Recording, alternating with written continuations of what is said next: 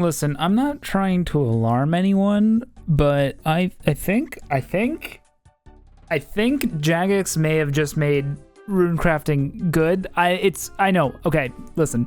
Today, Guardians of the Rift came out, which is a new runecrafting minigame, and along with it came the Temple of the Eye quest, which is the quest you need to do to start doing the minigame. And I'm enjoying it. I'm enjoying the minigame. But I also think that this all might be against God's plan. Because well, you see, when the minigame came out, there was an issue. I know what you're thinking. Doesn't this happen with like every Jagex update? And to be fair, yes, it does. When the update actually came out and people were able to play Guardians of the Rift, I think it honestly might be one of the better minigames ever put into RuneScape. It's way better than Wintertide. I think it's better than Temperos, and I don't like Volcano. That's not my thing. I don't like it. I don't like that demon. Do like looking at her. I don't want to elaborate on what I mean by that. So why exactly do I think Guardians of the Rift is so good? Honestly, it keeps runecrafting. It just makes it a little bit more engaging. Like a little bit. Just like a touch. Runecrafting is such a... It's mind-numbing. It's mind-numbing. You're either doing ZMI, which is just you on autopilot. It's following behind a random runecrafting bot. I don't like it. It's boring. I get that some people like it, but I don't. And with lava runecrafting, which is the fastest way to get XP, and still is, by the way, it's hyperdrive. It's like ZMI where you kind of just zone out, but it's not like ZMI in the fact that you're sweating. If you're not sweating, fuck you. You're doing it wrong. Maybe there's an in-between. You know, maybe there's something in the middle. Guardians of the Rift is like runecrafting, but you have to make decisions. Not often. Most of the time you know what you're gonna do, but you gotta be paying a little bit of attention, and you gotta make some decisions, and that's good. Skills should be engaging, or at least they should have the option to be engaging. But this is just a great alternative, and it's viable, and there's nice rewards for doing it. It's what a skilling alternative should be. This isn't gonna be a guide about how to do this minigame, because honestly, I don't know how to do this minigame. I just started, and you should never take advice from me. You should just listen to my opinions and then comment, oh, fuck you. I hate you. But thanks for the video. But what I really like are these small decision points. When you make this essence, you then have to decide, do you want to go craft the runes and the altars that are available now? Do you want to wait? You have to make these small little decisions that don't matter that much, but you still have to make them. And I think that's a really great time. I also think the minigame is paced right, at least in these bigger crowds. It takes about 15 minutes, I would say, to finish a game, and that's good.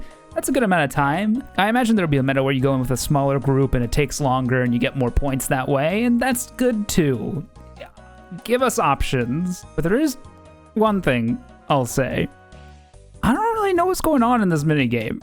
Like, I know what I want to do, which is mine these fragments, turn them into essence, go make that essence into these things.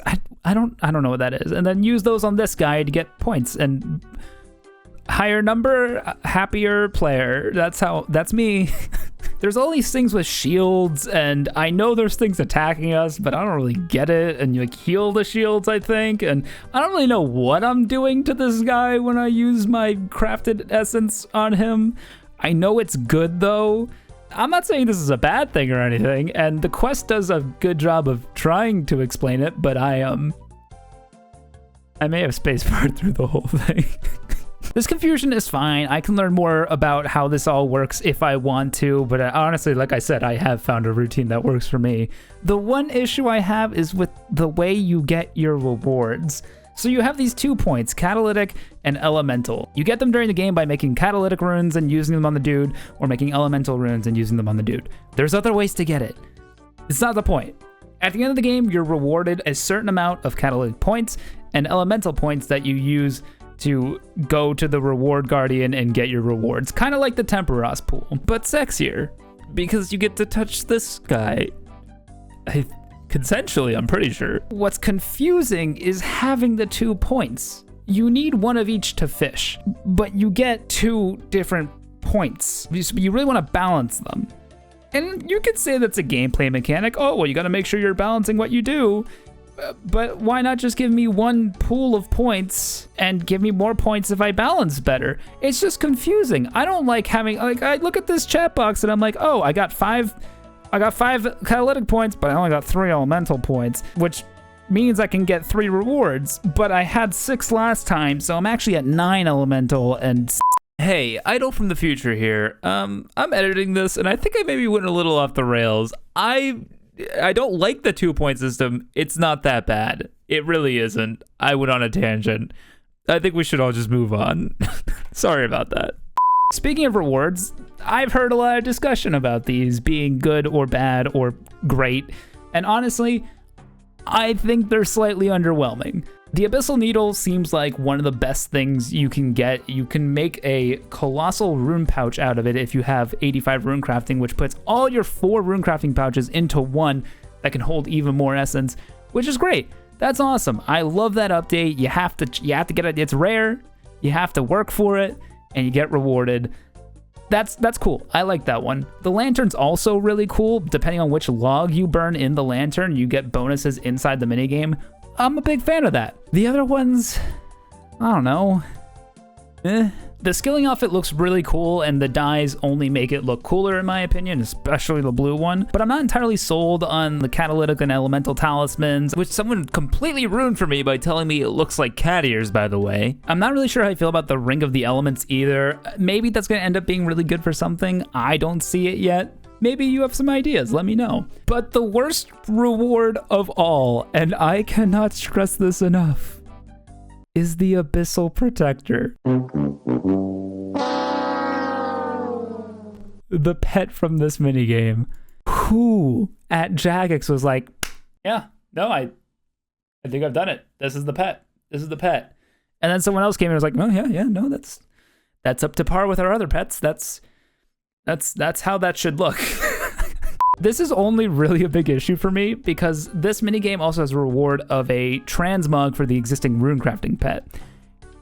And it looks so freaking cool. And the pet for the minigame itself looks so lame. I'm all for having additional pets in the game. I'm not a pet hunter, so you can do what you want with that, Jagex, but maybe we make them look not... Maybe look a little better. Ultimately, I think Jagex put a lot of thought into this update. They put a lot of care into the update. They maybe should hire some more QA testers. No shade to the QA team. You do a lot of work. You're doing your best. I really believe you are. But maybe, Jagex, it's time to invest a little bit more money. But I really like what they did here. This, to me, is how you make a skill that is boring to train, almost universally panned as the worst skill in the game. This is how you make it interesting without fundamentally changing the skill. So good job, Jagex. I like it. And now I know all the J-mods who live and die by my opinions can rest easy. I gotta say, it feels good to be able to roll back my criticism of Jagex for once. I'm so sorry. I had to do it. Okay, bye.